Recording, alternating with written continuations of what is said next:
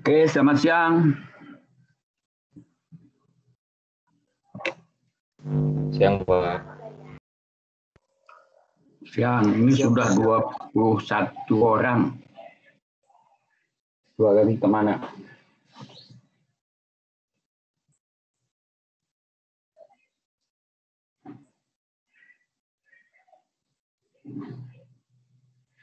Oke, minggu lalu kita sudah bahas tentang biogas. Hari ini kita akan lanjutkan. Tapi kan waktu kemarin, minggu lalu, sudah dibahas penggunaan biogas untuk membangkitkan listrik ya. Pakai gas engine. Pakai mesin gas. Yang sebetulnya nggak ada bedanya dengan mesin bensin. Cuman tentu saja karburator atau rasio pencampuran bahan bakar dengan udaranya beda dengan bensin. Tapi sebelum masuk gas engine, biogas perlu dibersihkan dulu dari H2S. Karena belerang cepat sekali bereaksi dengan logam-logam, mengkorosi, mengkaratkan, ya jadi bereaksi dengan logam-logam komponen mesin. Karena itu perlu dihilangkan.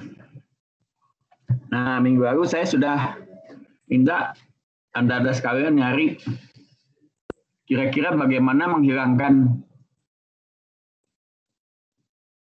H2S dari biogas.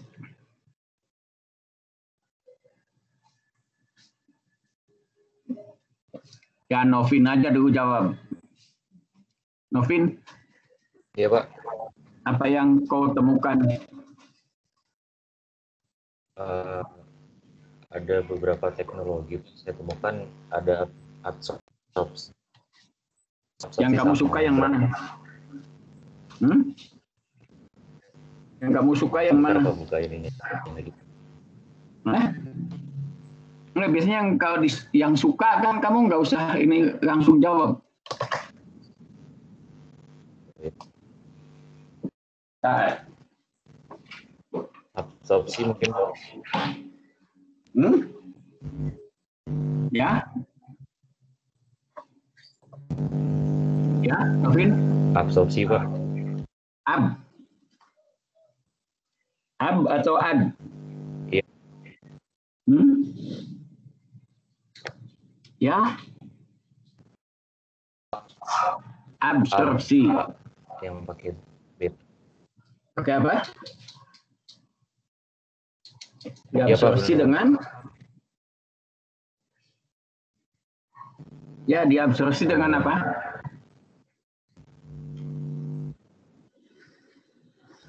Mohon maaf, putus-putus, Pak. Apanya? Suara saya? Suara saya putus-putus ya? Iya, Pak, di saya putus-putus. Iya, di saya putus-putus, Pak. Bukan, ini ke yang lain. Suara saya putus-putus. Enggak. Saya tidak, Pak. Nah, enggak ya.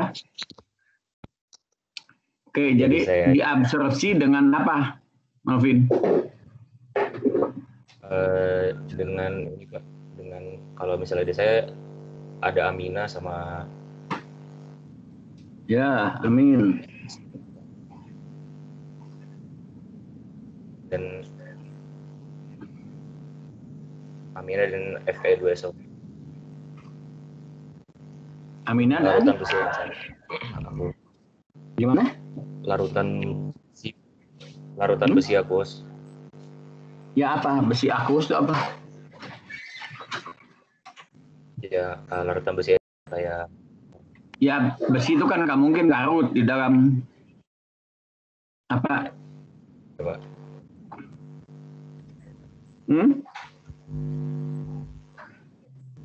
Ya, nggak pugu. Cari.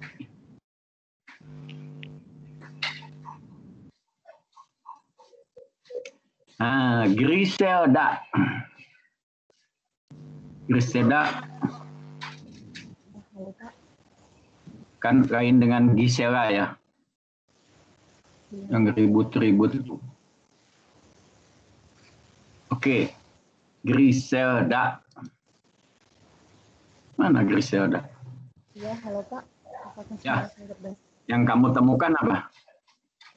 Kalau yang saya temukan ada yang pakai cara ini bukan Pak, dry desulfurization process.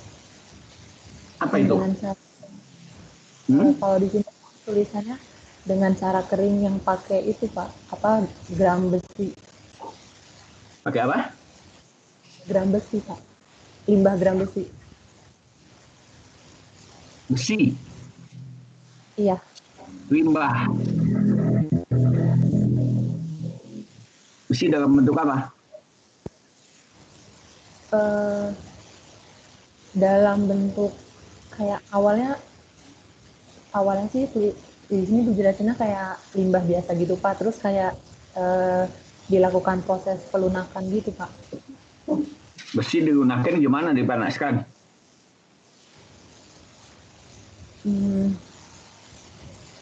Ini iya Pak. Iya. Mana pula? Ya kenapa Pak? Iya.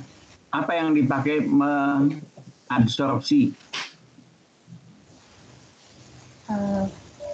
Kalau di sini pakai ini Pak, apa yang FeOH3 yang menghasilkan itu Pak.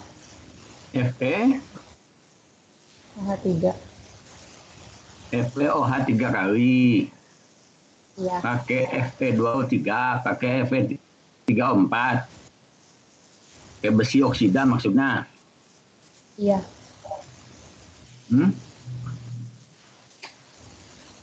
Diabsorpsi.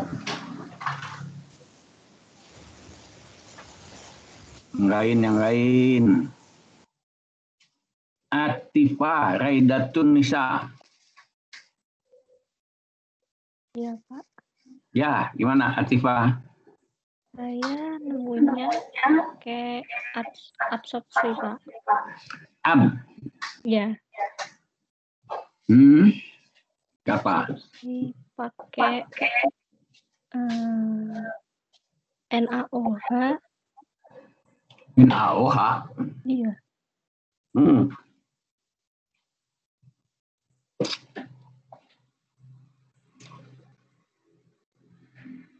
Oke.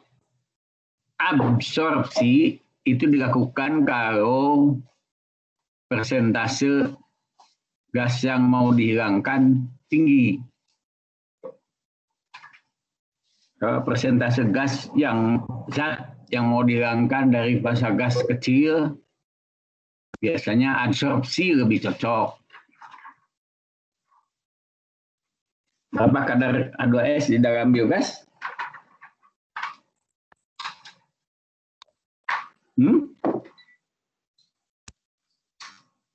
Minggu lalu ada yang masih ingat?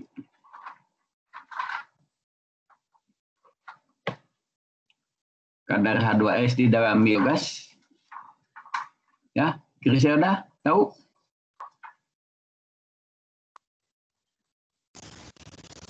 Iya Pak, lagi buka catatan Pak sebentar.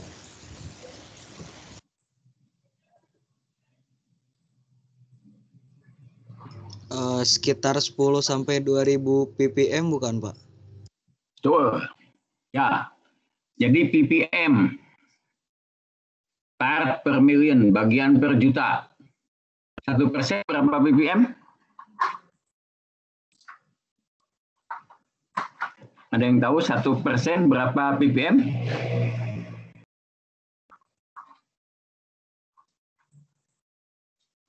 Regina. Regina, 1% berapa ppm? 1/1000. Nggak tahu Pak. 1% itu 1/100.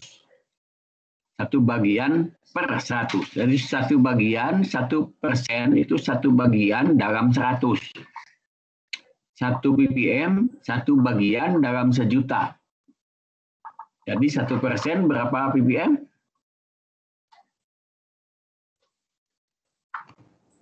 10.000 Pak. 10.000. 1% 10.000 ppm. Tadi dibilang berapa kadarnya? Paling tinggi?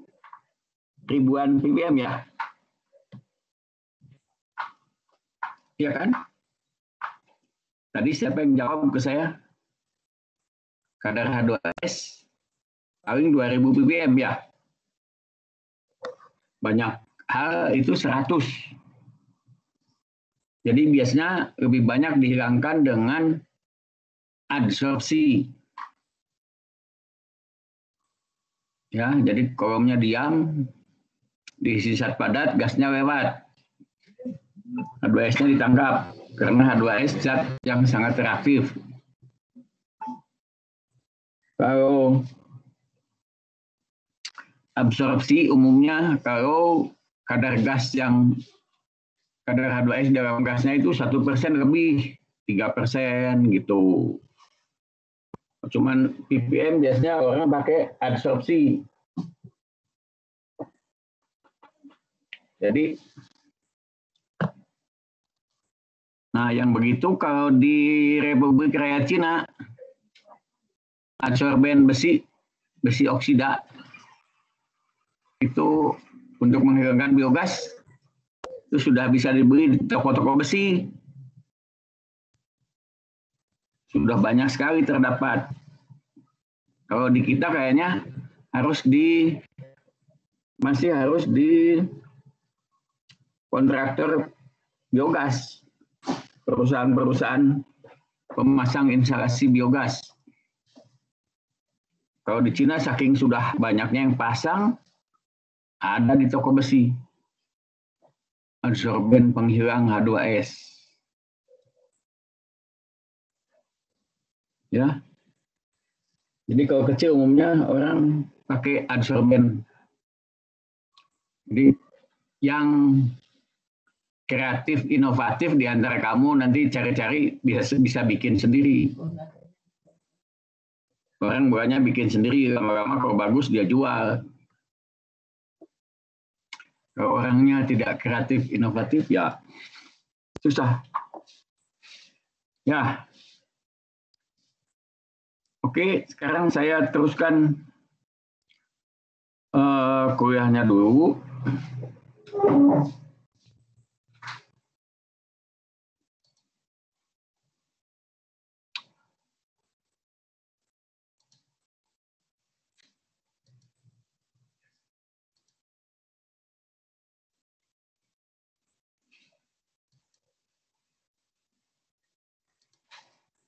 Kelihatan? Halo, kelihatan nggak? Kelihatan, Pak. Oke. Jadi kita akan bahas topik pertama hari ini adalah pemurnian biogas menjadi biometan. Jadi kalau kita ketahui biogas kan kira-kira kadar metannya 50-60%. Lalu kadar CO2-nya 30 sampai 50%. Nah, kalau CO2-nya kita hilangkan, kita singkirkan, maka kita dapat yang namanya biometan. Metan tetapi dari nabati ya, bukan metan dari gas bumi, bukan sumber tak terbarukan. Ini metan dari nabati, biometan. Jadi biometan kalau ditekan, dimampatkan, bisa jadi bio-CNG. CNG, compressed natural gas, atau BBG, bahan bakar gas untuk kendaraan. Jadi berharga juga, apalagi biogas keberadaannya lebih ke arah pedesaan. Jadi orang bisa bahan bakar mobil bensin di desa, tapi dari biogas. Ya, jadi kalau kita punya biogas, mau jadi biometan, maka disingkirkan CO2-nya. Ya. Tapi sebelum menyingkirkan CO2, kita harus menyingkirkan H2S. Umumnya disingkirkan dengan cara yang kamu bilang tadi, yang kamu sudah lihat, pakai adsorben. Yang paling banyak dipakai besi oksida. Jadi gampang aja kadang-kadang orang punya besi scrap misalnya, besi bekas, direaksikan dengan asam sulfat, lalu dinetralkan dengan Na2CO3 misalnya. Maka akan mengendap FeOH 3 kali. Ya, karena natrium sulfat larut, jadi tukar. Yang mengendap FeOH 3 kali karena tidak ada Fe karbonat, nggak ada. Fe3 karbonat nggak ada.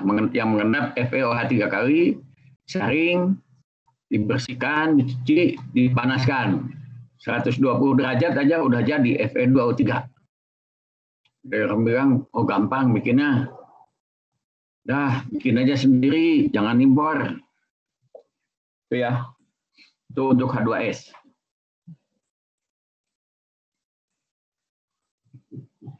Amonia tidak perlu dihilangkan. Tidak perlu karena nanti toh amonia larut ke dalam air bersama CO2.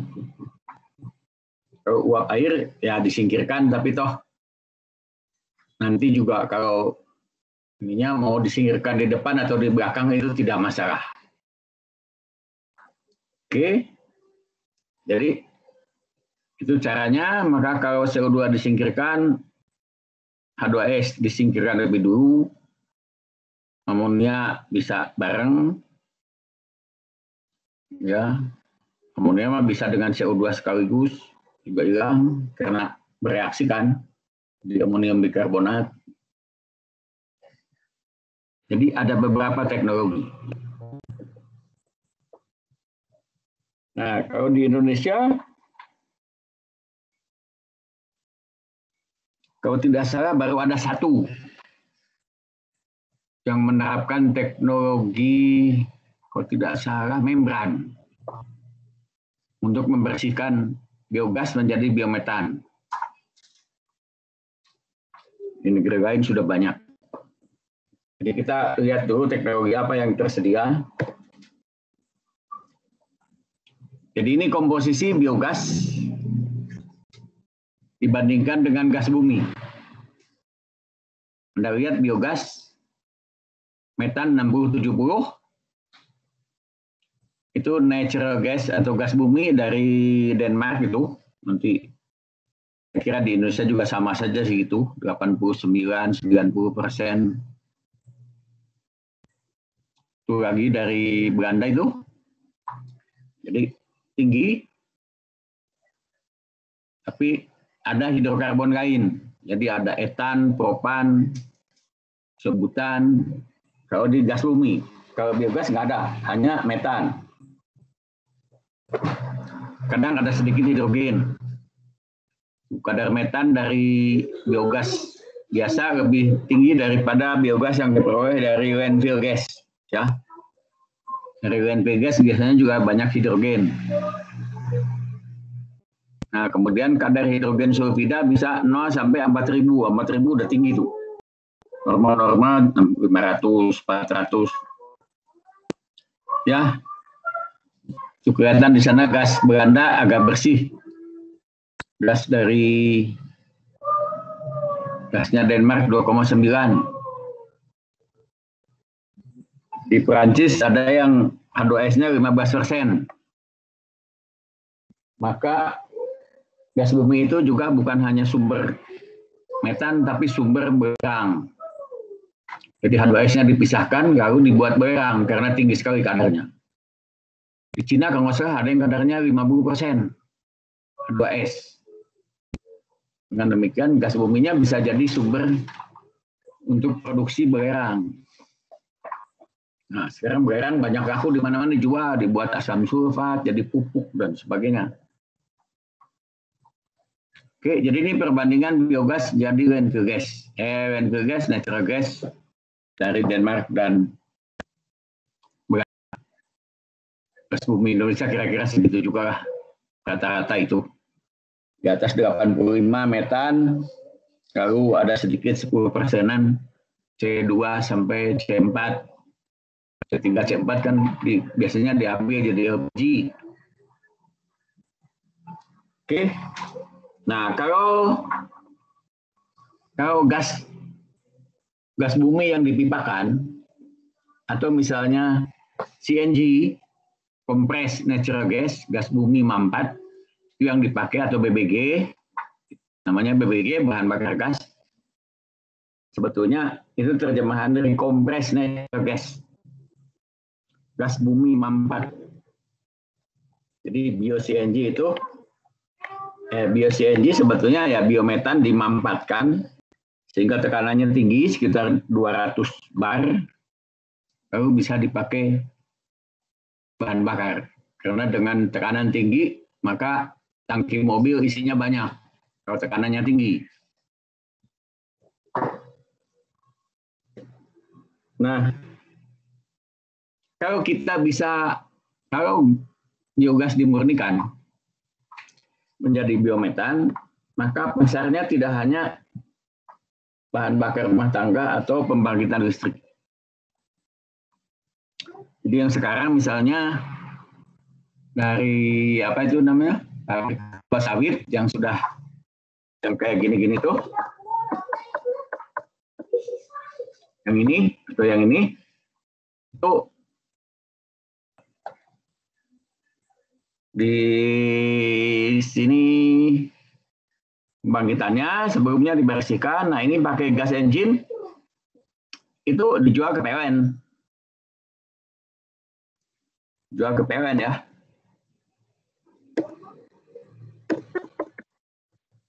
Jual ke PLN. Tapi karena bikin listrik jualnya hanya bisa ke PLN, ya jualnya hanya bisa ke PLN, atau bisa ke penduduk setempat kalau PLN belum masuk. Belum ada jaringan listrik PLN. Nah, tapi karena jual hanya bisa ke PLN, kalau itu ke supplier pemasok listrik, maka PLN agak jumawa juga karena dia tahu kalau listrik harus jual ke saya. Nah, kalau biogas bisa dibersihkan menjadi biometan, maka pemakaiannya ada dua, mau bikin listrik atau bikin bahan bakar untuk kendaraan, atau bahan bakar untuk masak, yang dipipakan agak bisa lebih jauh. Kalau biogas itu kalau tidak salah dipipakan kalau sumbernya agak besar, dipipakan hanya ekonomi sekitar 3 km dari tempat pembangkitan. Kalau mau lebih banyak, itu kurang ekonomis karena banyak CO2-nya. Jadi mempipakan gas yang tidak ada energinya, CO2. Jadi mahal. Kalau CO2 dibersihkan menjadi biometan, itu dipipakan bisa menjadi lebih besar. Bisa mungkin sampai 15 kilometeran kalau gasnya cukup ya. Oke, lalu ini kira-kira standar biometan ya. Kita perhatikan saja yang Sweden. Termasuk yang paling maju di bidang biogas. Dan banyak mobil berbahan bakar biometan di Swedia. Ya. Swedia sudah mencanangkan tahun 2040 bebas bahan bakar fosil. Jadi giat sekali menuju ke arah pemakaian sumber daya nabati. Hutannya kan banyak ya. Jadi di Swedia sudah banyak stasiun pengisian bahan bakar mobil itu biogas. Bukan biogas, biometan. Nah, kadar biometannya, jadi kalau dilihat ini yang Swedia, itu CO2 dan semacam-macam harus lebih kecil dari 5%. Ya, harus lebih kecil dari 5%. Nah, kebanyakan juga orang maunya harus di bawah 5%. Di Indonesia juga begitu, harus di bawah 5%. Jadi, CO2 dari sekitar 30-50% harus diturunkan menjadi 5%. Oke. Ini di dunia macam-macam. Kita lihat Swedia yang paling maju. Ya. Oke, ini Nederland misalnya, dia membolehkan nggak boleh, kalau hidrogen boleh. Kalau hidrogen kan agak tinggi juga nggak apa-apa, bisa dibakar. Ya. Oke, lalu caranya apa? Yang sekarang paling banyak digunakan, ya, teknologi yang paling banyak digunakan adalah diabsorpsi dengan air. Jadi metan tidak larut dalam CO2, larut sedikit. CO2 larut lumayan agak banyak, kan kita bisa bikin Coca-Cola. Apalagi kalau ditekan. Makanya Coca-Cola kalau dibuka kan ada bunyinya. Tup. Ya, kenapa? Karena itu CO2 terlarut karena ditekan. Jadi kalau diabsorpsi pada tekanan kira-kira 10 bar, maka CO2 bisa larut. Nah, keunggulan absorpsi dengan air, ya air ada di mana-mana. Jadi itu paling mudah dan paling murah. Metode paling mudah dan paling murah. Nah, direkomendasikan apalagi kalau di daerah pedesaan. Ya, itu yang paling murah, karena itu paling banyak dipakai. Kekurangannya ya perlu pompa air dengan tekanan tinggi. Tapi kan nggak masalah. Lebih baik mendatangkan, beli pompa sekali.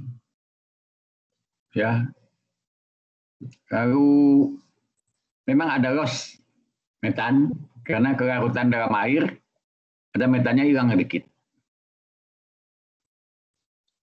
Lalu diabsorpsi dengan zat kimia. Jadi misalnya yang terkena diabsorpsi dengan larutan K2CO3.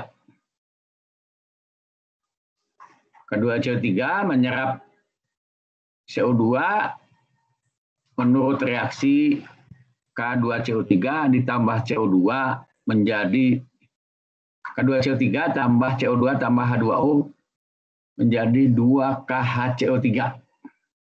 Jadi kalium bikarbonat pada temperatur rendah. Jadi bersih. Kemudian itu nanti kalium bikarbonat diregenerasi dengan dipanaskan 100 derajat, balik lagi menjadi K2CO3. Ya. Teknik yang ketiga, ini yang absorpsi dengan zat kimia, kekurangannya atau kelemahannya tentu saja regenerasi parut ya, untuk membebaskan dari CO2 yang diserap butuh energi, karena tadi saya bilang itu dipanaskan sampai kira-kira 100 derajat. Ya, lalu ya zat kimia untuk menyerap kayak kalium karbonat, natrium karbonat harus dibeli. Dan kadang-kadang kalau di pedesaan ya susah.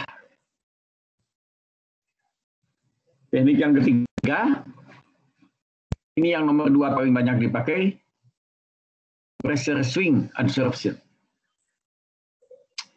Ya, pressure swing adsorption. Jadi maksudnya adsorpsi tekanan.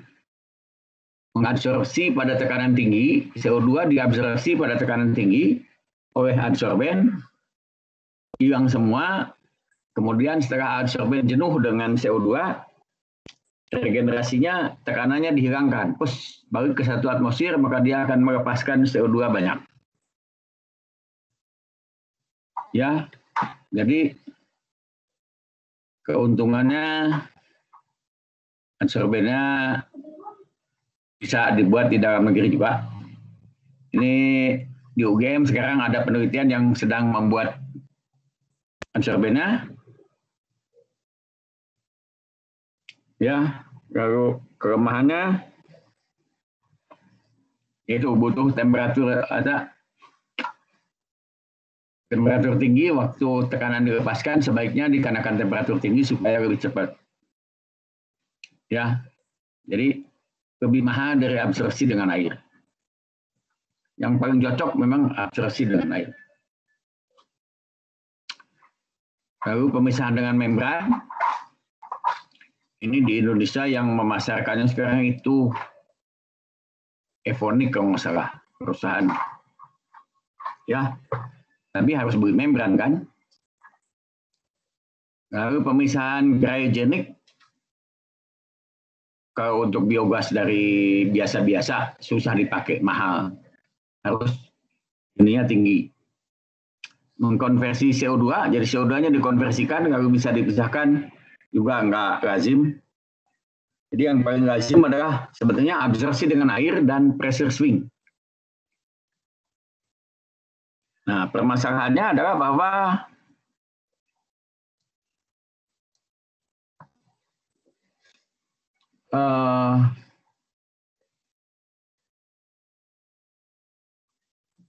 potensi kita. Jadi misalnya sekarang di Indonesia ada kira-kira sekitar 800 pabrik kelapa sawit yang minggu lalu dibahas. Itu kira-kira satu pabrik kelapa sawit dari limbahnya keluar biogas yang bisa dipakai membangkitkan 1 megawatt. Tapi memang banyak juga yang, aduh ini PLN ngadat terus. Akhirnya memutuskan ada kebutuhan untuk memurnikan biogas menjadi biometan.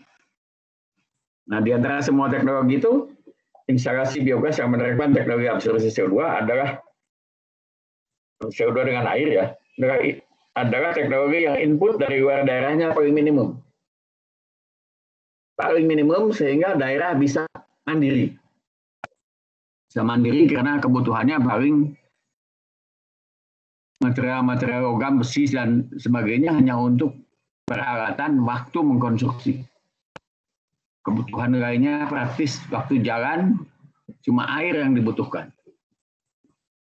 Jadi itu pula alasan saya menganjurkan pakai ini. Ya, jadi dosen teknik kimia Pak Anggit dengan biaya dari Badan Pengelola Dana Perkebunan Sawit sekarang sedang membangun 1 unit demonstrasi di Riau, ukurannya 1/10 dari yang komersial. Kalau PKS komersial, nah ini 1/10-nya. Maksudnya hendak menunjukkan bahwa di Indonesia kita bisa membuat sendiri. Sehingga nanti kontraktor-kontraktor di Indonesia bisa mengkontrak pembangunan instalasi pemurnian biogas menjadi biometan. Dengan demikian,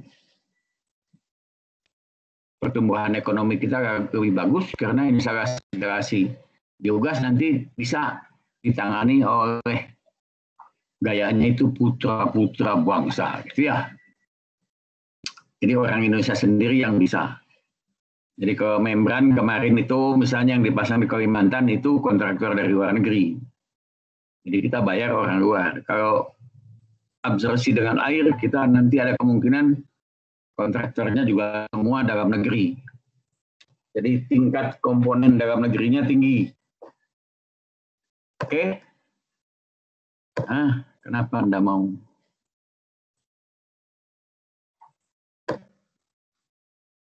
Nah, ini perbandingan berbagai teknologi bisa dipelajari, tapi sebetulnya yang kita ini kan di sini adalah ini.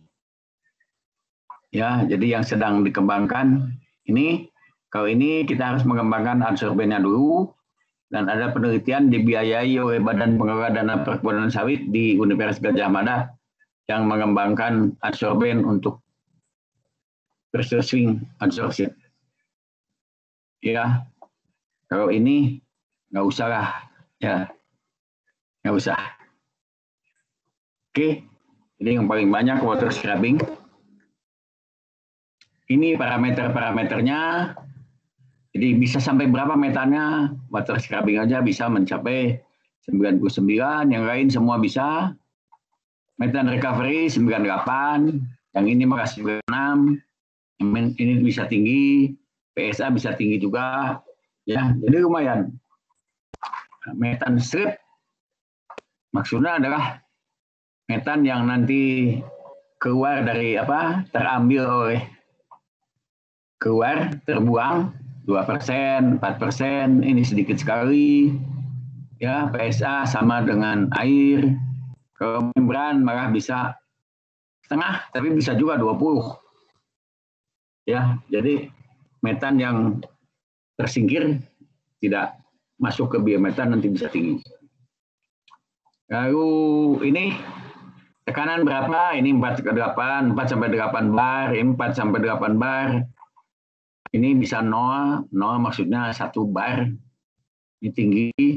Ada tekanan keluar agak tinggi itu lumayan, karena kan bisa dorong gas lewat pipa. Atau nanti menaikkan CNG misalnya, menaikkan CNG-nya dari berapa sekian bar itu, 4 sampai 8 sampai 220 itu udah jumlah tahapnya lebih sedikit. Oke. Ini kebutuhan listrik berapa?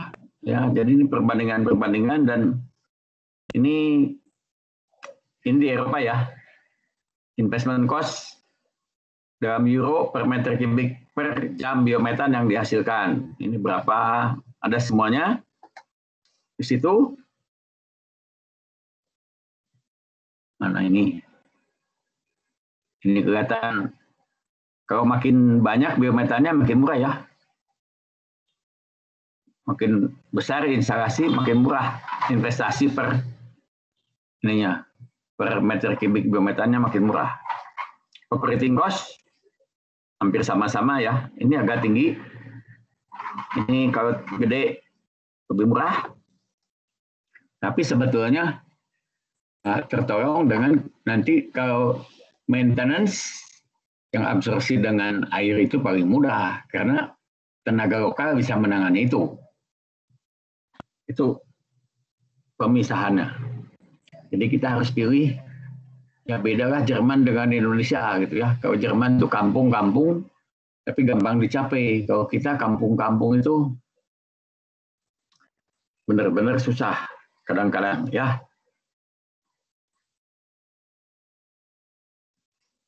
Nah, jadi misalnya ini tadi desulfurization requirement, kebutuhan untuk menghilangkan belerang. Ya, semuanya hampir. Kalau dengan air, ya bisa juga sekaligus menghasilkan sambil menghilangkan CO2. Tapi umumnya itu tidak. Halo? Ya? Mohon maaf Pak, ini sudah di slide yang mana ya Pak? Soalnya masih di instalasi pemurnian biogas atau masih di situ ya Pak? Mohon maaf Pak sebelumnya. Mana instalasi pemurnian? Iya, masih di situ Pak. Yang mana itu? Di slide yang ada metode. Iya, ya. Yang ada di bawahnya tulisan instalasi pemurnian. Iya, masih di situ atau sudah pindah ya Pak ya? Sudah pindah. Kamu masih di situ? Iya Pak, masih di situ Pak. Ini pindah nggak? Belum? Enggak, belum Pak. Yang lain gimana? Sama Pak, belum Pak. Belum pindah juga, Pak. Kenapa? Tidak bilang. Sekarang kelihatan? Masih yang tadi? Masih yang tadi Pak. Masih yang tadi? Ini harus keluar dulu kayaknya.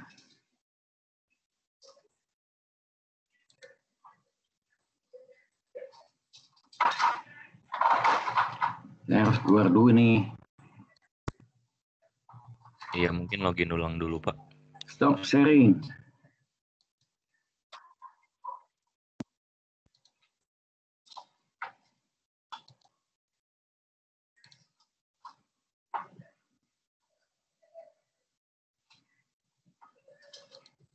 Sekarang kelihatan?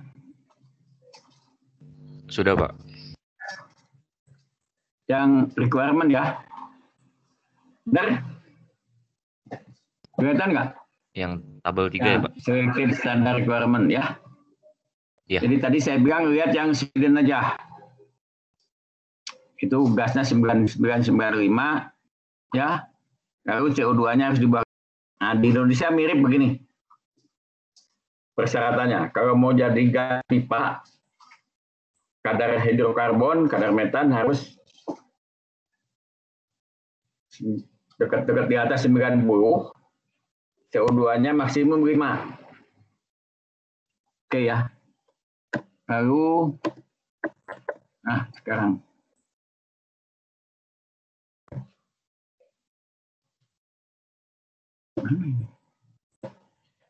Ini pemurnian. Ini kelihatan? Oke, yang ini sebenarnya cuma memperlihatkan bedanya, tapi kita tadi pilihannya kita bilang baguslah ke water scrubbing. Jadi kita yang di Indonesia 2 water scrubbing sama PSA yang kelihatannya diusahakan supaya dalam negeri mampu. Lalu ini kelihatan? Halo? Selainnya kelihatan? Pak. Yang water scrubbing, organic physical scrubbing, amine scrubbing, pressure swing adsorption, sama membran teknologi. Ya, kelihatan? Kelihatan Pak.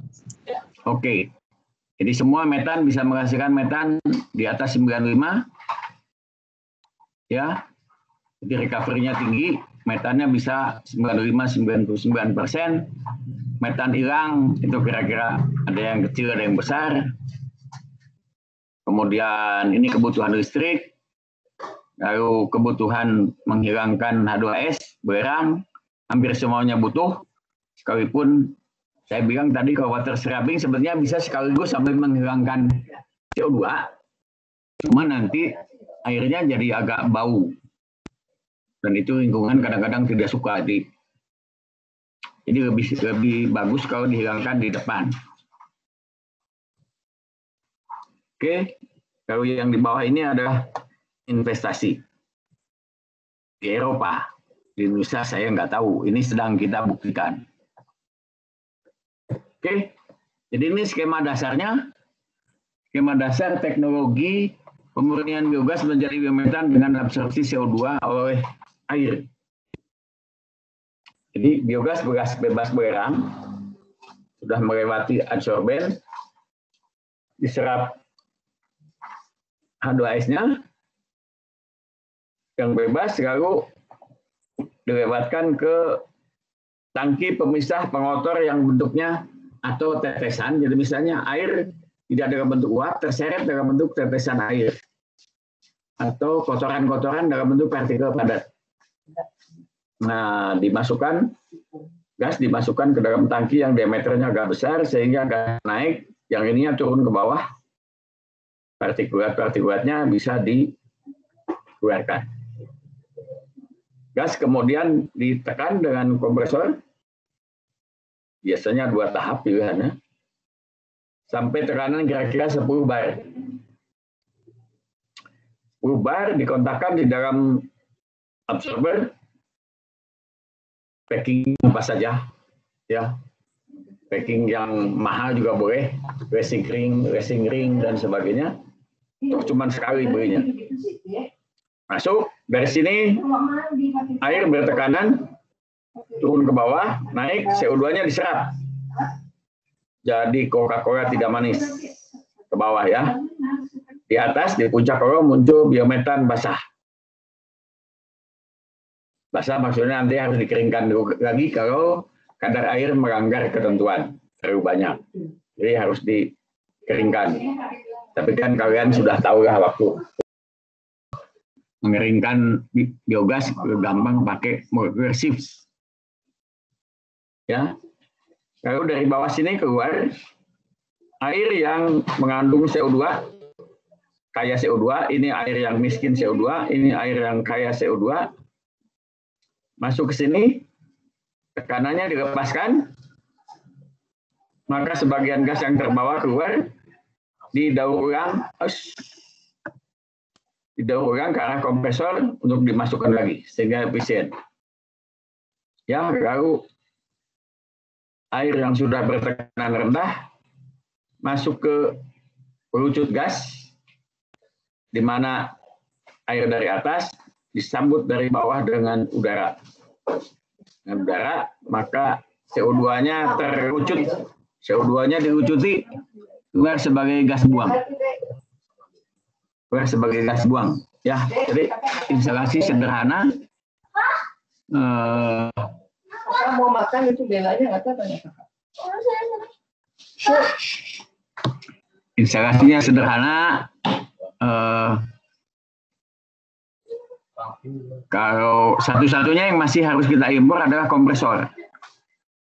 Karena Indonesia belum bisa bikin kompresor. Jadi yang lainnya sudah bisa diperoleh di dalam negeri. Ya, itu. Nah, jadi sebenarnya untuk merancang ini sudah banyak data-data. Jadi misalnya ini, kelihatan nggak? Kelihatan nggak slide yang banyak data kinerja unit absorpsi telah tersedia di dalam literatur? Kelihatan nggak? Terlihat, Pak. Ya, Pak. Oke ya. Jadi itu hanya ini di laboratorium di Indian Institute of Technology di Delhi. Mereka bikin kolom 3 meter tingginya, diameternya 15 cm, pakai biogas 20 meter kubik per jam, kanan 10 bar. Ini ada yang di Tohana, nggak tahu di mana. Dia juga, ini ukurannya ini gede kan. Karena biogasnya ini 20, ini 60. Ya, yang dibuat Pak Anggit kalau misalnya yang sekitar ini. Ya. Biayanya lumayan lah, 6 miliar. Untuk bikin 1/10 dari skala bener pabrik kelapa sawit. Oke, jadi itu yang sedang dikembangkan. Di Thailand sudah mulai banyak. Di Indonesia tadi saya sebut baru ada 1 yang pakai teknologi luar negeri. Dan Pak Anggit Reksajati sedang mendemonstrasikan bahwa itu bisa kita buat. Nanti supaya kontraktor-kontraktor Indonesia bisa baca buku laporannya Pak Anggit, oh ini ngitungnya begini, jadi lalu bisa jadi kontraktor pembangunan instalasi biogas. Teman-teman kita sendiri sebangsa, tidak usah beli teknologi dari luar negeri. Ya, jadi tolong anak bangsa. Oke. Begitu. Ini saya kira contoh lain saja. Ya. Nah, lalu sebenarnya tantangan berikutnya untuk pengembang teknologi kemurgi, kalau sudah didapat biogas, dimurnikan jadi biometan. Biometan bisa jadi bahan bakar mobil. Jadi kemungkinan lebih banyak bahan bakar mobil, bahan bakar rumah tangga yang bisa disebarkan dengan pipa lebih dari 3 km. Mau bangkitkan listrik juga bisa. Tapi salah satu yang sebetulnya menarik adalah karena diubah menjadi bahan bakar cair. Diubah menjadi bahan bakar cair yang bisa dipasarkan ke tempat yang jauh. Dan itu adalah menjadi biometanol. Menjadi biometanol. Nah, tetapi teknologi membuat metanol dari metan yang ada sekarang, yaitu dari gas bumi, itu skala keekonominya terlalu besar. Jadi hanya bisa kalau mungkin di atas 100 ton metanol sehari. Di atas itu. Pabrik metanol dari gas bumi di dunia sekarang rata-rata kapasitasnya antara 2.000 sampai 5.000 ton sehari. Jadi 100 ton itu kecil. Tapi kalau biometan dari biogasnya pabrik kelapa sawit, itu paling tinggi 11 ton metanolnya sehari. Dihitung dengan cara ini ya. Cara yang saya tunjukkan sini, itu paling tinggi 11 ton. Kalau pakai teknologi yang sekarang ada di industri gas bumi, bikin metanol, lebih kecil lagi hasilnya. Ya, karena kalau menggunakan teknologi yang ada sekarang di pasaran, di mana metan di steam reforming menjadi CO dan H2, ada CO2 sedikit, lalu di metanol sintesis 50 bar, 250 derajat, itu biasanya saya kira sekitar 30% dari gas bumi itu habis untuk energi saja. Ya, jadi tidak bisa diterapkan untuk mengolah norma-norma untuk biometan dari biogas skala-skala biasa. Jadi yang diperlukan adalah mengembangkan teknologi produksi biometanol melalui oksidasi langsung biometan. Jadi ini gampang dituliskan. CH4 tambah setengah O2 menjadi CH3OH. Dituliskan gampang, tapi manusia dulu tahun berapa waktu ini berkembang teknologi metanol tidak tahu. Bikin teknologi yang susah. Nah, sebetulnya waktu orang belajar mikrobiologi, kalau sekarang sih sudah banyak pengetahuannya, jadi bahwa berbagai bakteri anggota kelompok metanotrof. Jadi metanotrof adalah kelompok bakteri yang bisa hidup dengan mengandalkan metan sebagai sumber tunggal karbon. Jadi dia tidak punya sumber tunggal karbon lain selain metan. Dia hidup dari metan. Ya, nah bakteri itu memproduksi enzim namanya monooksigenase metan.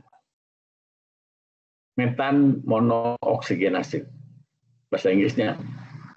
Nah, enzim itu mampu mengkatalisis reaksi oksidasi CH4 langsung menjadi metanol. Ada temperatur kamar, ya, pada temperatur kamar, tekanan kamar. Jadi Anda harus bisa lihat bahwa ada petunjuk yang maha kuasa di situ.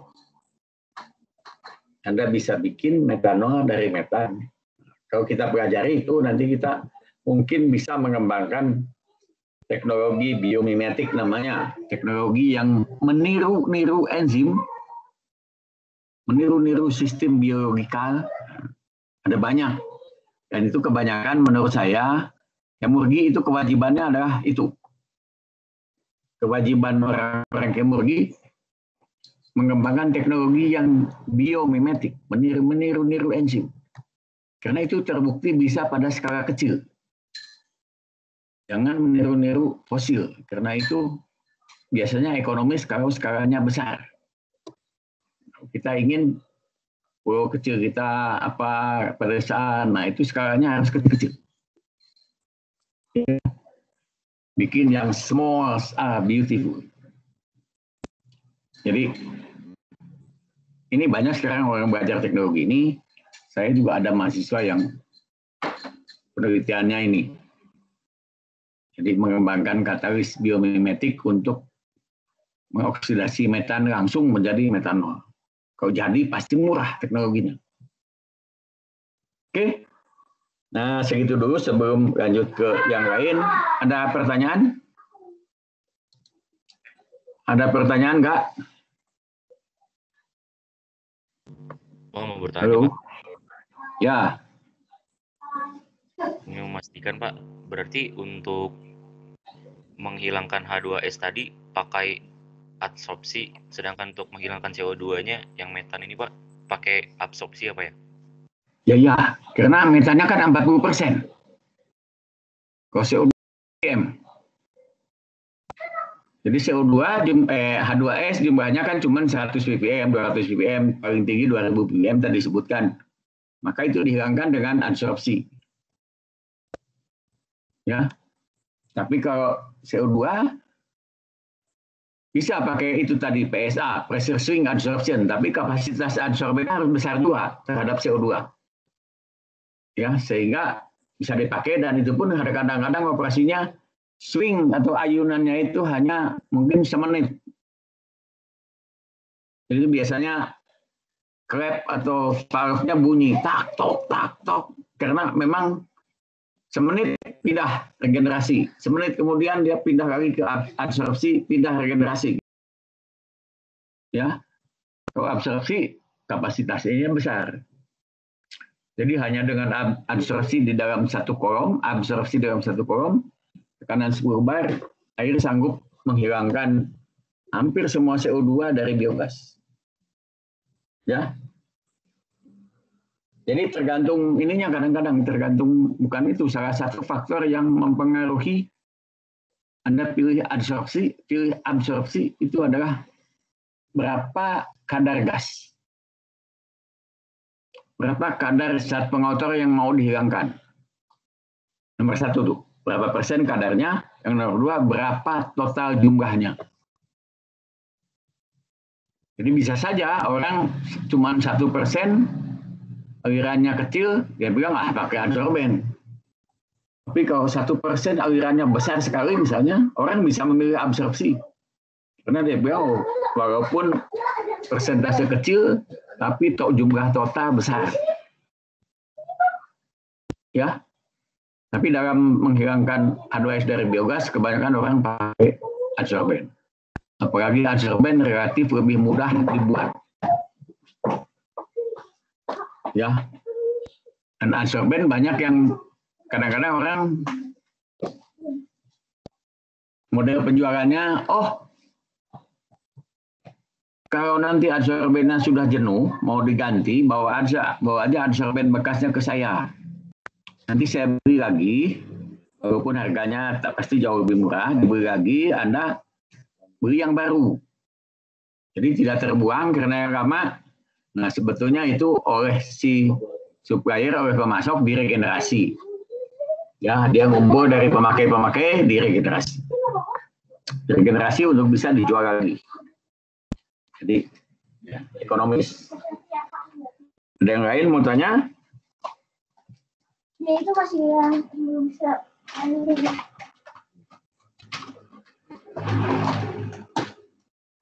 Ya, jadi kalau Anda mau baca-baca itu absorpsi CO2 oleh air, ya harus baca absorpsi.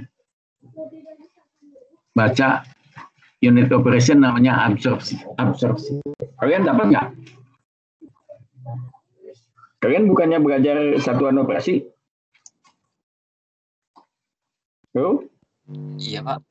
Operasi Ya. OPD, Pak. Operasi OPD. Nah, belajar apa? Ada absorpsi, Absorpsi, destilasi ya? Biasa begitu ya? Ekstraksi, ada ya? Nah, pakai absorpsi. Kalau mau baca khusus tentang CO2, you harus baca buku lama. Namanya Absorption and Extraction, buku tahun 55. Sherwood Report, kalau tidak salah. Ya, bisa baca. Atau di buku namanya Gas Purification, bisa. Itu ada edisi barunya. Ada cerita teknologi.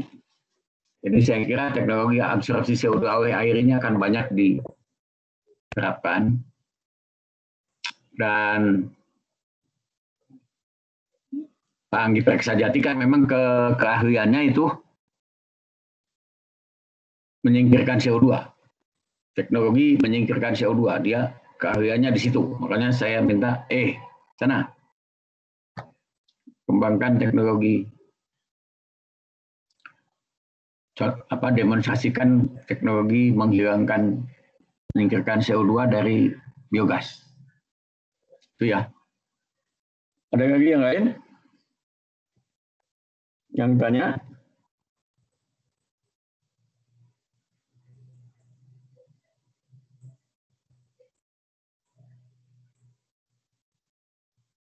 Ya, jadi biogas adalah salah satu sebenarnya sumber daya kita yang potensial.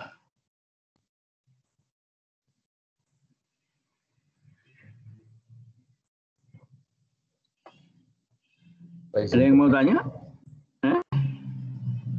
lagi, Pak. Oh, Pak. ya. Berarti di sini absorpsinya itu pakai air ya, Pak ya? Iya. Pertimbangannya tidak memilih chemicals selain harga ada nggak ya, Pak? Chemical kan kamu harus beli dari luar. Air kan di dekat sumber aja pasti ada. Oh iya, Pak. Oke. Berarti apa namanya? Selain absorpsi dengan air tuh yang kedua yang PSA ya, Pak ya, utamanya. Kalau dengan chemicals jarang. Ya. Oh, jarang. Chemical itu hanya di skala besar, di skala menghilangkan CO2 dari gas bumi. Karena biasanya misalnya di pabrik LNG ya. Di pabrik LNG CO2 dihilangkan. Nah, dan itu ada persyaratan CO2-nya harus dihilangkan sampai kira-kira 5 ppm. Kenapa? Karena kalau di atas 5 ppm, nanti CO2 membeku di pipa-pipa pencairan gas bumi. Nah, bahaya itu. Jadi, membekunya CO2. Di pabrik LNG, CO2 memang dihilangkan sampai di bawah 5 ppm. Karena bahaya itu, bahaya pembekuan CO2 pada waktu gas bumi dicairkan. Kalau di sini nggak ada bahaya itu ya. Butuhnya cuman turunnya sampai di bawah 5%, ya, jadi orang pakai air aja. Ya, jadi menghindari beli dari luar. Di Bandung masih gampang nyarinya. Di pedesaan di Riau, kamu nyari mana? Pabrik kelapa sawit nggak ada yang di tengah kota. Pabrik kelapa sawit ya dekat kebun. Jadi harus bisa mempertimbangkan bahwa memilih air itu adalah opsi terbaik. Kenapa? Ya air mah di sini juga ada, kan? Di daerah. Kalau beli membran, beli chemical dari luar, itu nanti susah aja. Itu ya. Oke, ada lagi? Kasih, Pak. Pak, ingin bertanya. Ada lagi yang... Ya, siapa? Saya Latif, Pak. Ya. Kan tadi dari biometans. Ya, Latif. dari biometan bisa buat metanol ya Pak untuk bahan bakar. Sekarang belum. Apa Pak? Sekarang belum. Sekarang teknologinya harus dikembangkan dulu. Kalau misalkan jadi Pak, nanti biometanol itu masuknya ke mesin diesel atau mesin oto ataukah sel bahan bakar ya Pak? Atau yang lain Pak?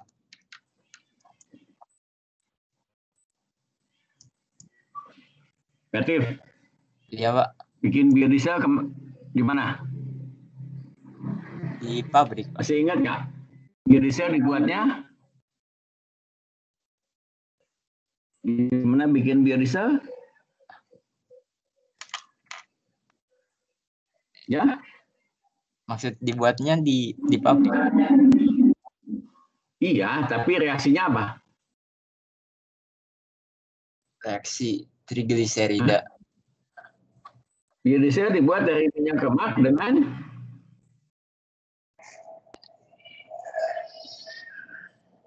ada yang tahu nggak?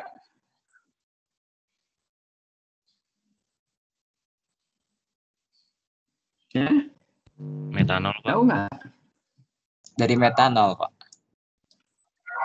Ya, direaksikan dengan metanol. Iya, Pak. Hah? Itu pabrik biodiesel sekarang impor metanol dari luar negeri. Karena metanol kita nggak cukup. Ya. Jadi, kalau biometan bisa dijadikan biometanol, pabrik biodiesel bilang, aduh, itu yang sekarang diimpor jadi bisa di dalam negeri. Gitu ya, Kreatif? Oh, ngerti iya, nggak? Pak. Ngerti, Pak. Ngerti. Ya. Metanol bisa kamu minum nggak? Nggak bisa, Pak. Hah? Nggak bisa. Kenapa? Hah? Bukan enak. Hah? Bisa Kreatif. kalau kandungan apa, Pak? Ya, metanol bukan enak. Belum pernah Diminum. nyoba, Pak. Hah? Belum pernah. Kenapa nggak nyoba tuh? Nggak Ya, boleh, kenapa Pak. nggak nyoba? Nggak boleh. Hah? Nggak Nggak boleh, boleh Pak. sama siapa? Sama agama, Pak. Sama Ustadz? Sama Habib? Sama agama, Pak. Enggak. Ada ayat Quran melarang minum metanol? Nggak ada kalau ayat Qurannya, Pak. Hah? Nggak ada. Nggak ada. Cobalah kau minum metanol, ya. Maka kamu berjumpa dengan, mungkin kamu bisa berjumpa dengan kekasihmu yang belum pernah ketemu di alam baka. Ya. Metanol itu racun. Kau minum. Nah, kalau orang minum miras mati itu karena mencampur etanol dengan spiritus. Spiritus itu 5% metanol. Didenaturasi. Minum spiritus, ya. Sama dengan kau menghadap Raja Akhirat. Ya. Jadi metanol mematikan kalau diminum. Etanol memabukkan. Jadi kalau saya sendiri berpendapat, jangan mabuk. Kalau minum etanol atau makan sesuatu yang ada etanol, saya sih bilang oke aja. Ya, benar nggak? Coba saya mau tanya nih siapa? Iya, Pak. Siapa ini? Nadia. Nadia Sabila Salman, ada ya? Ada, Pak. Ada. Ada, Pak. Nadia, betul nggak minum alkohol dilarang?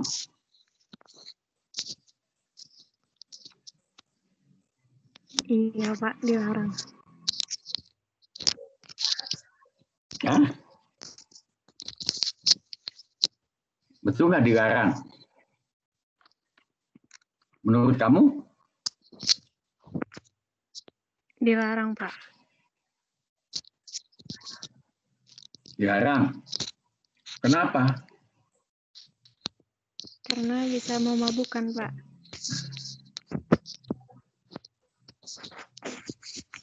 Ya memabukkan. Jadi yang dilarang itu minum metanol atau mabuk? Saya kira tidak ini ya terus terang ini secara ini di dalam Al-Quran pun saya kira tidak ada ayat yang mengatakan jangan minum metanol. Yang dibilang dalam Al-Quran jangan minum apa namanya kalimatnya itu.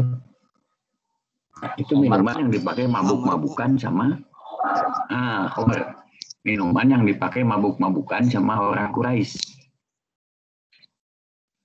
Kalau mengkonsumsi metanol sebetulnya wajar. Kenapa? Hampir semua buah ada etanolnya. Mengkonsumsi alkohol itu hampir semua buah ada alkoholnya. Hampir peyem ada alkoholnya. Sampai ketan ada alkoholnya. Tidak apa-apa. Terserah ya. Saya cuman ini dalam pemahaman saya yang tidak boleh itu mabuk. Oke, tahu nggak usah berdebat ya. Aku tanya sama Habib sana. Ya. Oke, ada pertanyaan lagi. Jadi metanol tidak boleh diminum, tapi banyak gunanya di dalam industri kimia. Salah satunya bikin biodiesel yang di kita sekarang banyak kebutuhannya. Dan kalau bisa dibuat metanolnya biometanol, maka biodiesel itu 100% renewable. Karena metanolnya pun dari bio. Itu ya. Jadi semangat orang TB mestinya kita harus cepat mewujudkan teknologi bikin metanol dari metan pakai teknik oksidasi langsung. Ya, oksidasi langsung meniru enzim. Dan enzim adalah buatannya yang maha kuasa. Nah, gitu dong belajarnya. Jadi saya mau belajar dari buatan yang maha kuasa, belajar petunjuk-petunjuknya. Ya. Oke. Ada pertanyaan lain? Kalau nggak ada, saya mau teruskan karena kita masih cukup waktu ya. Kelihatan? Kelihatan nggak? Saya mungkin keluar dulu.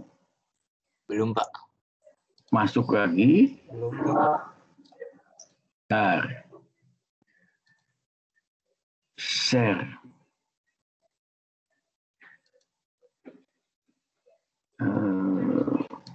Kelihatan nggak?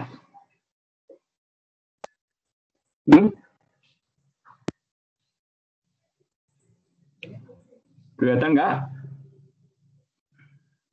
Halo? Udah lihat, Pak. Sudah kelihatan. Apa? Sekali tentang apa? Kelihatan, Pak. Ya, kelihatan sekali tentang pengantar potensi ampas rumput laut sebagai bahan mentah produksi biogas. Nah, bagus. Oke. Sekarang pindah ya. Ini sekarang peta dunia, benar? Belum, Pak. Ya. Belum, Pak. Udah, Pak. Di saya udah, Pak. Sudah? Ya, Pak. Udah ya? Di saya belum. Ya kelihatan? Hah? Siapa tuh yang bilang belum? Di saya, Pak. Mungkin koneksi sayanya, Pak. Yang lain udah ya? Nah, udah Pak sekarang. Udah, Pak. Udah, oke. Itu gambar peta dunia. Lalu menggambarkan 10 negara bergaris pantai terpanjang. Jadi nomor 1 dibilangnya di sana coastline Kanada. 202.000 km katanya. Nah, tapi Anda lihat sebenarnya Kanada yang besar itu yang sana tuh. Yang arah-arah Greenland, ya. Bukan Kanada yang di sebelah ke arah Pasifik. Ke arah Pasifik, ke arah Atlantik di bawahnya. Yang gede itu Kanada di atas. Dan itu adalah hampir sepanjang tahun ketutup es. Nah, sementara yang nomor 2 itu Indonesia. negara tropik. Jadi hampir tidak pernah beku. Jadi 54.000 kilometer. Sebetulnya kalau sekarang orang bilang bukan 54.000, kita 80.000. Itu adalah negara tropik bergaris pantai terpanjang di dunia. Indonesia. Lalu Indonesia juga adalah negeri berkeanekaragaman hayati laut nomor 1 di planet bumi. Ya, kita itu nomor 1 keanekaragaman hayati lautnya. Jadi kalau dituliskan tidak memanfaatkan anugerah keunggulan komparatif ini dengan baik, artinya tidak bersyukur alias durhaka itu ya, kira-kira ya. Coba lihat di situ Cina nomor berapa? Ada nggak? Nggak ada ya. Indonesia kalau tanah hijau itu Greenland, Rusia nomor 4, tapi Rusia juga kebanyakan itu es. Lalu Filipina, negara tetangga kita nomor 5. Nomor 6 adalah Jepang. Nomor 7 Australia. Jepang lebih panjang ya, karena negeri kepulauan. Australia satu benua besar, pantainya kecil. Lalu Norwegia yang kuning, Amerika Serikat, dan baru New Zealand.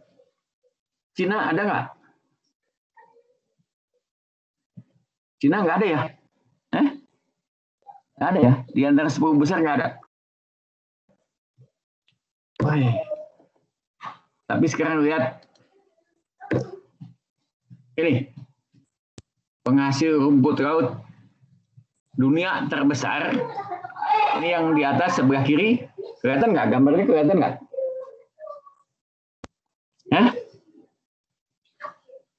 Slide-nya sudah berubah? Sudah, Pak. Halo. Terlihat, Sudah. Pak. Ya, ntar saya. Ini kenapa nggak bisa digeser? Nah, ini yang kiri ya di atas ya, tunjukkan bahwa produksi tanaman laut dunia itu yang paling gede Asia, yang garis biru, yang merah itu sisa dunia di bawah. Di Asia adalah penghasil terbesar. Lalu ini yang di sini 5 produsen rumput laut terbesar di dunia. Kita lihat Cina nomor 1. Ya, Indonesia nomor 2. Jadi sebetulnya kita kalah jauh dari negeri di luar 10 besar. 10 besar garis pantainya. Aneh kan? Kira-kira kenapa ya? Kira-kira kenapa ya?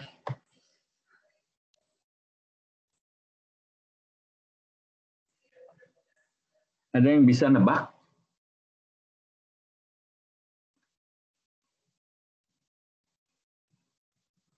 Ya.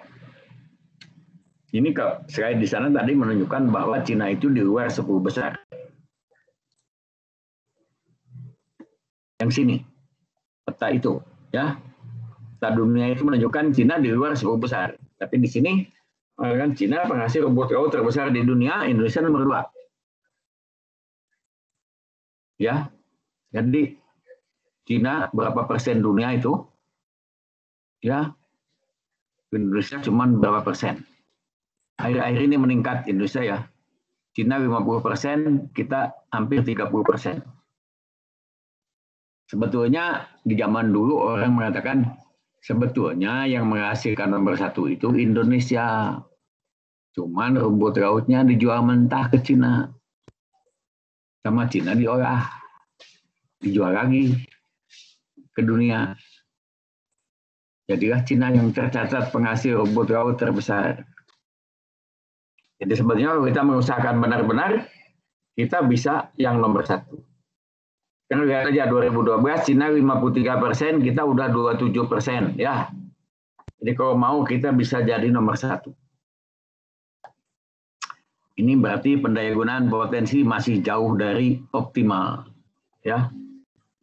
Lalu ini Peta yang di kanan atas memperlihatkan bahwa Sulawesi lah sumber penghasil rumput laut di Indonesia. Ya, yang paling tinggi. Lalu Bali, Nusa Tenggara, Kalimantan kecil, di Jawa ada, tapi sebetulnya di pulau-pulau itu Maluku mestinya besar, Bali, Nusa Tenggara mestinya besar, Sulawesi juga besar. Karena laut kita, kepulauan kita banyak. Ya, ini yang tertulis di sana total. Lalu yang merah itu Eukema cottoni. Itu yang menghasilkan karagenan. Rumput laut yang menghasilkan karagenan. Itu di bawahnya yang biru, yang pekat itu Gracilaria. Rumput laut yang menghasilkan agar. Agar-agar, ya. Oke. Jadi dua kekayaan nabati laut. Itu yang pertama rumput laut. Boleh juga Anda sebut makroalga.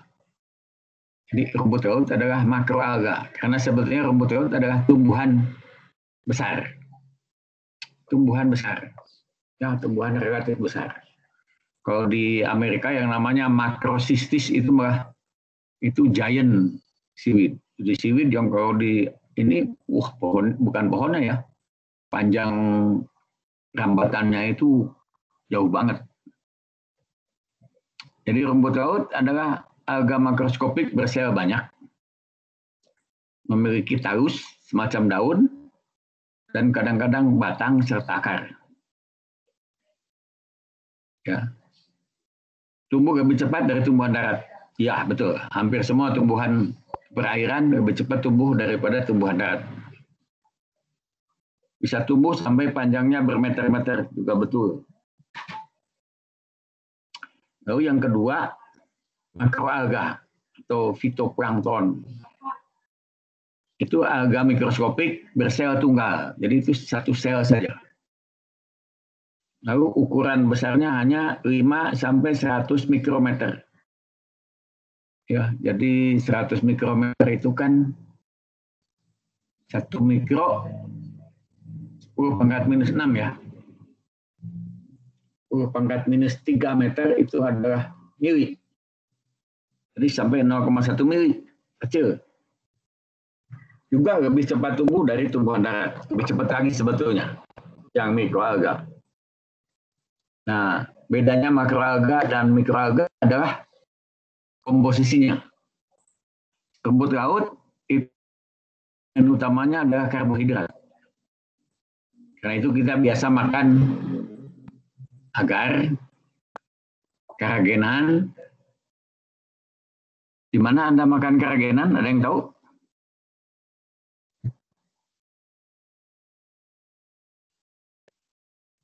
Ada yang tahu ya? Karagenan di dalam es krim. Agar ya, agar tahulah. Alginat, itu alginat olahan di dalam milkshake. Ketiganya agar, karagenan maupun alginat itu adalah serat pangan. Ya, food, apa namanya?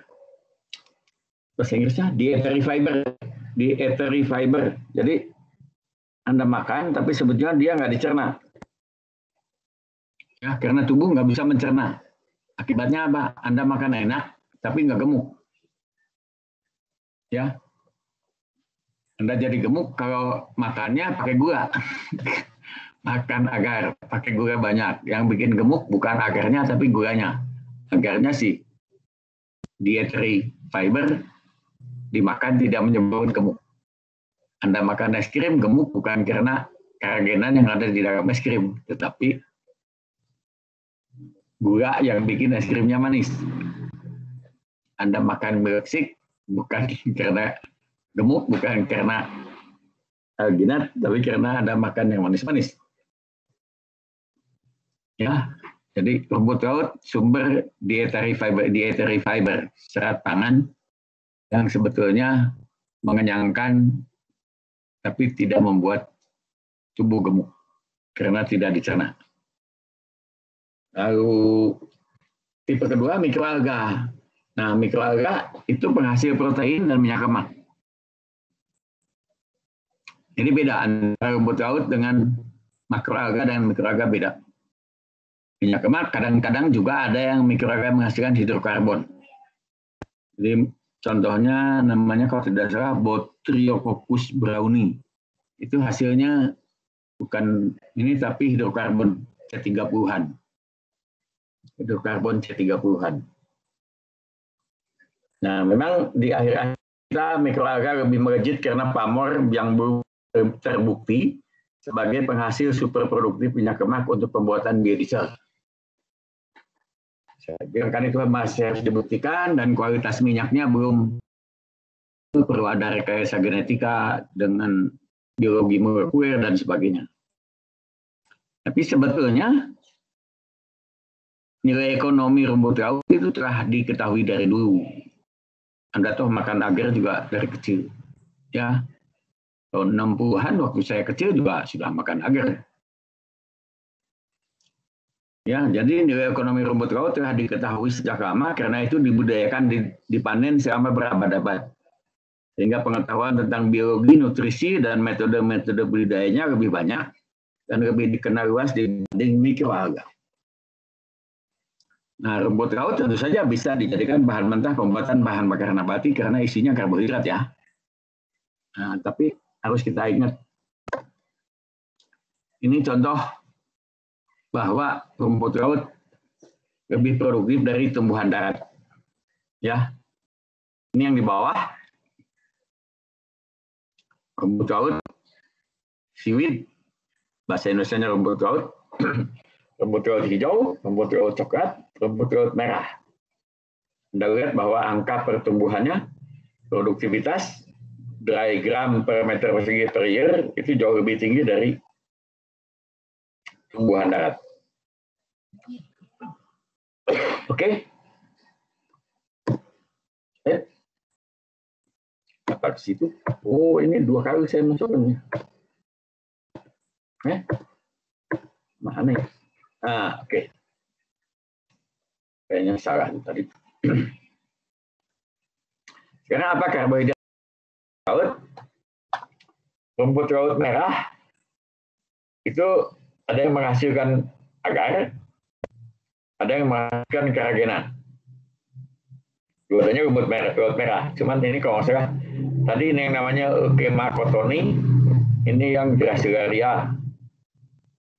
Nah, selain agar, nanti ada sedikit selulosa, lignin, ya, monosakarida dari keragenan dan agar itu sebetulnya itu. Lalu rumput laut coklat yang sekarang sudah ini juga polisakarida alginat, sodium alginat biasanya dipakai untuk di pabrik-pabrik tekstil, sodium alginat untuk menyeragamkan orang bilang supaya warna tekstil tidak merata ke semua, rata warnanya, tidak ada orang Sunda memberogan gitu, sebagian tebal, sebagian putih.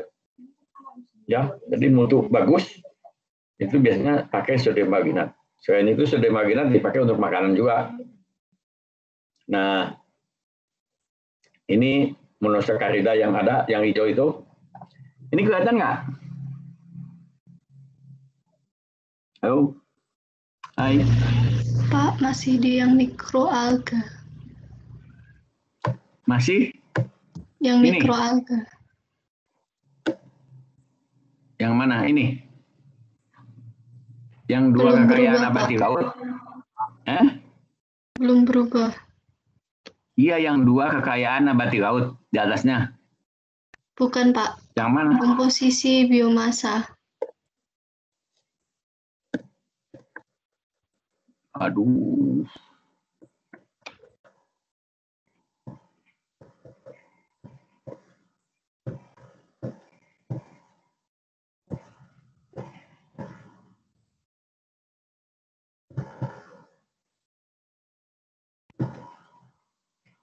Di sini, komposisi biomasa ya. Belum pindah.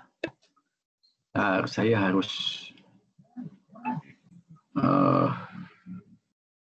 Keluar dulu. Keluar lagi. Masuk lagi.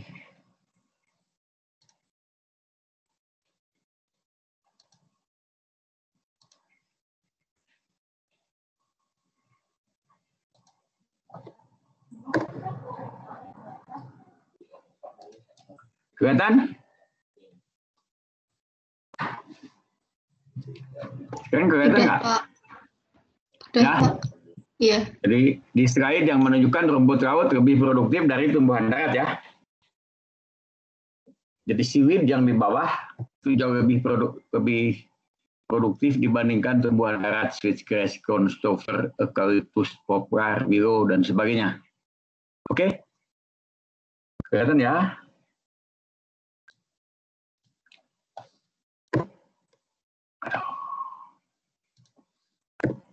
Sekarang kelihatan? Terlihat, Pak. Oke, karbohidrat komponen rumput laut. Itu karbohidrat. Yang pentingnya yang di garis kuning. Itu produk utamanya. Jadi rumput laut merah ada yang menghasilkan agar, ada yang menghasilkan keraginan. Rumput laut coklat menghasilkan alginat. Nah, rumput laut hijau menghasilkan polisakarida namanya ulfan. Sekarang belum komersial, tapi masih diselidiki karena ada kemungkinan bisa dipakai untuk obat. Jadi nilai di farmasinya cukup tinggi, tapi masih belum komersial. Yang sudah komersial adalah alginat, keragenan, agar. Ini contohnya. Itu rumput laut merah Gracilaria verrucosa menghasilkan agar. Lalu rumput laut merah Euchema cottoni itu yang menghasilkan keragenan. Ya, banyak dipakai dalam es krim. Ini rumput laut coklat sargassum. Ini kalau diangkat sebentar aja udah coklat terus jadi hitam. Itu sargassum. Ya. Yang sini rumput laut hijau Ulva lactuca. Ya, ini penghasil agar, Euchema penghasil keragenan, sargassum, ini yang ada di Indonesia, sargassum, penghasil alginat, ini Ulva penghasil ulvan. Yang ini belum komersial.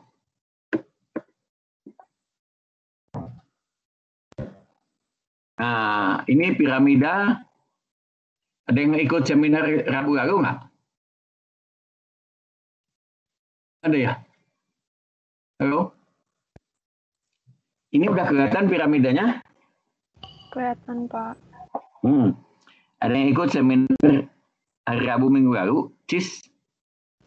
Ikut, Pak. Ikut, Pak. Ikut. Kan saya tunjukkan juga di situ piramida produk ya. Yang paling tinggi produk gaya hidup, makanan, bahan kimia, baru paling bawah energi. Jadi ini gambaran kira-kira produk dari rumput laut yang mana yang paling rendah harganya, yaitu biogas. Yang paling tinggi harganya pupuk cair alga, lalu agar, alginat, dan keragenan, ini makanan. Ya, jadi biogas yang paling bawah. Karena itu jangan bikin rumput laut untuk bahan mentah biogas. Ampas pemerahan, ampas pengambilan kealginat, keragenan, dan agar baru jadi biogas. Gitu, makanya saya di judulnya tadi mengenal ampas rumput laut sebagai, karena di Indonesia banyak. Ya, jadi orang-orang Australia itu malah tahu tadi di Sulawesi di daerah itu banyak sekali ampas rumput laut. Tahu mereka. Ya, orang Indonesia malah mungkin nggak tahu. Jadi ini piramida bahwa rumput laut itu dipakai untuk menghasilkan makanan, agar, alginat, kalau bisa dipakai menghasilkan pupuk cair, untuk nyemprot daun misalnya. Nah, baru sisa-sisanya dipakai untuk membangkitkan biogas. Ya, jadi di masa ini 90-95% nilai ekonomi rumput laut datang dari produksi pangan, nori dan sebagainya. Nori kan semua tahu ya. Halo? Ini slide sudah kelihatan belum? Kelihatan, Pak. Oke. Nori tahu ya? Nori ya? Tahu, Pak. Makanan rumput laut. Nah, jadi itu saja. Produksi utamanya dari sana, lalu polisakarida hidroklorid, agar keragenan alginat. Jadi, produk yang nilai tambahnya tinggi. Nah, polisakarida ulfa dari rumput laut hijau belum komersial, tapi sedang dikembangkan karena berpotensi di sektor pangan, farmasi, maupun material. Jadi kesimpulannya karena ini nilai ekonominya tinggi, maka produksi pangan utuh, nori, dan lain-lain perlu kita dorong dan fasilitasi. Produksi bahan-bahan kimia dan bioenergi hanya mungkin ekonomik jika dipadukan dengan produksi polisakarida hidroklorid dalam wujud kilang nabati. Jadi kilang nabatinya pertama-tama harus menghasilkan makanan. Pokoknya yang produk bernilai tinggi itu bisa digunakan untuk biogas, ya. Jadi begitu. Ini biorefinery, blue bioteknologi itu maksudnya blue bioteknologi dari rumput laut, ya. Jadi rumput laut, biomasanya diolah dengan biorefinery menghasilkan aneka produk makanan, pakan, produk untuk farmasi, bahan kimia, barulah fuel, ya. Barulah fuel, bahan bakar. Bahan kimia bisa yang berchemical, bahan kimia komoditas, bahan kimia adi, bahan kimia khusus. Ini dua, yang sini bahan kimia khusus. Ya, jadi bahan bakar itu alternatif terakhir. Tapi bukan berarti tidak berharga. Karena produk yang buangan sekarang bisa menjadi berharga. Karena itu banyak di luar negeri melihat Indonesia itu potensinya gede. Ya. Nah, karena rumput laut berkadar air tinggi, metode konversi basah lebih sesuai daripada metode konversi kering. Jadi jangan menggasifikasi ampas rumput laut, itu kadar airnya tinggi, lebih baik dibiogaskan saja, jadikan biogas. Oke. Ini gambaran kira-kira dari biomasa rumput laut kering. Itu nanti ada pasir, ya, ada air. Di sini ini contohnya menghasilkan agar, ya, dari Gracilaria verrucosa. Nah, agar, lalu sisanya yang lain, agarnya setengahnya, ya, agar diambil, sisanya masih setengahnya nih. Jadi 50% sisa mau diambil seperti ini, tapi kalau kecil, ini aja langsung yang ini dibikin biogas. Kecuali kalau ini hasilnya besar-besar, bisa sekaligus nanti dimanfaatkan. Tapi kalau hasilnya bikin kecil, lebih baik yang pulp itu langsung aja dibuat biogas untuk menghasilkan bahan bakar setempat. Ya, bahan bakar di daerah itu juga. Jadi kelihatannya solusi yang harusnya jadi pengembangan pertama. Saya dulu pernah diajak diskusi di Lombok. Cuma di Lombok itu masalahnya Lombok tidak pernah mengolah rumput lautnya. Rumput lautnya dijual ke Jawa Timur semua. Jadi pabriknya di Surabaya. Nah, di Surabaya sudah ada listrik, sudah ada BBM. Jadi ampasnya nggak dibikin di biogas, dibuang. Jadi saya bilang kalau mau, pola industri kita harus diubah. Yang memproduksi rumput laut langsung mengekstrak produk di situ. Sehingga ampasnya langsung dimanfaatkan untuk membangkitkan energi untuk memasok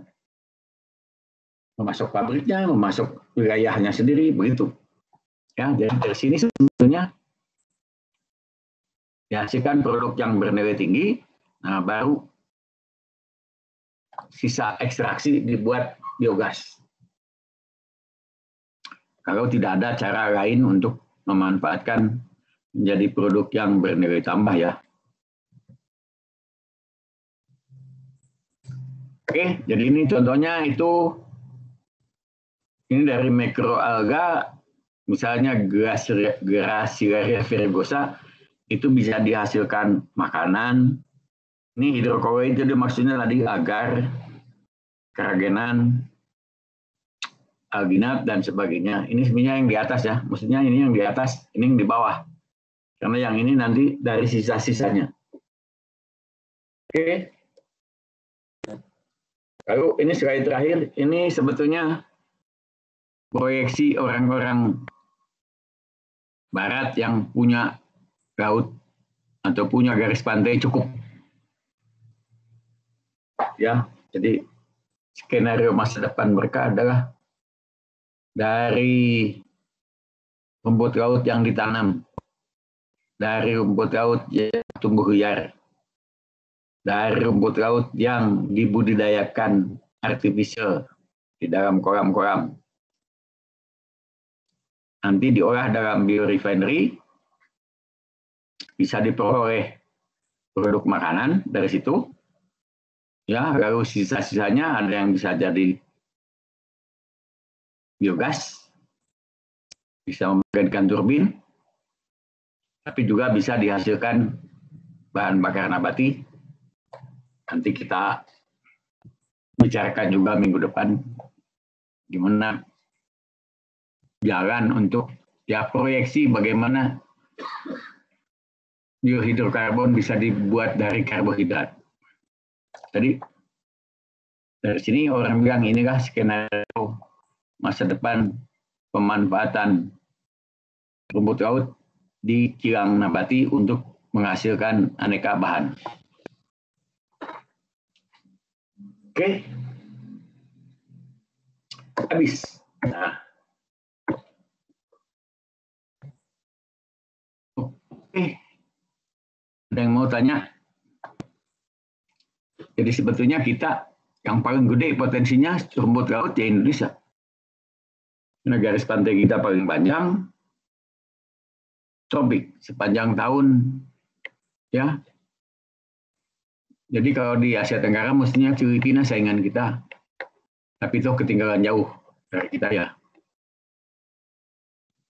Jadi yang aneh malahan Cina yang nomor 1, sehingga orang menyangka bahwa Cina pasti sebagian besarnya dari Indonesia datangnya, dibeli mentah-mentah, betul mentah dibeli dari Indonesia, diolah, dan Cina yang mengekspornya ke bagian lain dunia. Ya, jadi kita seperti biasa selama ini belum meningkat tukang bahan mentah. Oke, ada yang mau tanya?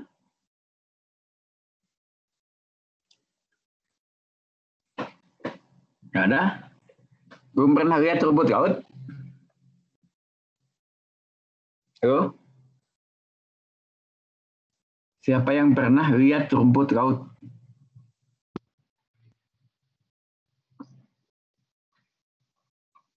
Halo? Atifa, pernah lihat rumput laut nggak? Pernah Pak, yang di laut kan Pak? Di mana di lautnya? Di Gunung Kidul. Di mana? Gunung Kidul. Kok ada laut namanya gunung ah? Enggak, maksudnya pantai yang ada di Gunung Kidul Pak. Rumput laut apa? Rumput laut apa? Yang warnanya Nggak tahu namanya. coklat. Nggak tahu namanya. Namanya coklat, terus? Warnanya coklat terus. Lupa sih Pak. Kayak gambar tadi, ada buahnya. Iya, hampir mirip gitu. Itu sargasum. Karena ada juga yang namanya raminaria, itu hitam, coklat juga. Ya, sayangnya kita sekolahnya di gunung kan. Mestinya yang lebih berkewajiban memanfaatkan rumput laut itu universitas yang letaknya tidak jauh dari laut. Saya bilang, loh kok saya ditanya gimana rumput laut gimana? Loh, tanya kok ke sini. Saya bilang, tanya rumput laut ke ITS. Tanya ke mana? Untirta, Universitas Tirta Yasa. Kenapa? Oh, dari sekolahnya aja permukaan laut kelihatan. ITS tidak jauh dari laut. Undip malah salah satu pola ilmiah pokoknya itu maritim. Tapi kok nggak ada yang memperhatikan ya? Nggak ada yang memperhatikan. Jadi waktu orang di luar tanya gimana rumput laut, tanyanya ke Bandung, tanya ke saya. Ya, dicoba nanti. Ya, Katifa, siapa? Katifa. Iya, Pak. Kamu memang orang Gunung Kidul? Enggak, Jogja, Pak. Kamu memang orang Gunung Kidul? Hah? Jogja, Pak. Oh, Jogja, masih jauh Iya. Jogja ya? 40 kilo Iya. kan? Kalau Iya. di Parangtritis nggak ada ya? Hah? Kayaknya jarang sih, Pak. Ya, harus di Cilacap. Kalau di sini yang paling dekat, Pamengpeuk. Tahu pantai Pamengpeuk? Nah, banyak di situ. Mau alga merah, mau alga coklat, di Pamengpeuk banyak. Di pantai Pamengpeuk. Garut Selatan. Ya. Jadi belajarnya sambil di kelas, nanti ini, kita lihat ke Pamengpeuk, lihat ada produk apa di sana, bisa. Pamengpeuk, kalau di pantai apa itu namanya, lupa saya, di Cianjur Selatan, di Sukabumi di bawah dekat Pelabuhan Ratu banyak. Kalau sargassum biasanya tubuhnya di karang, nempel-nempel. Kalau kema bisa dibudidayakan dengan benihnya diikat pakai tali. Ya, jadi belajar harus ke wilayah laut lah. Oke, ada pertanyaan lain?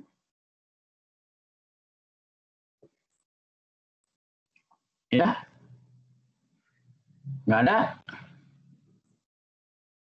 Ini file sudah saya upload ke mana? Ke lecture material. Jadi Anda bisa lihat download di sana.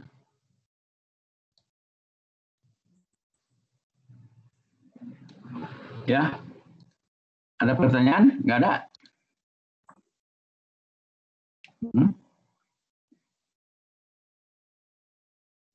Regina, ada pertanyaan? Nggak ada? Tidak ada, Pak. Nggak ada. Fauzia? Nggak ada, Pak. Oke, nggak ada. Ya. Oke, kalau begitu, minggu depan itu kuliah terakhir ya? Iya kan? Minggu depan tanggal berapa? Tanggal 30 ya? Kuliah terakhir kapan?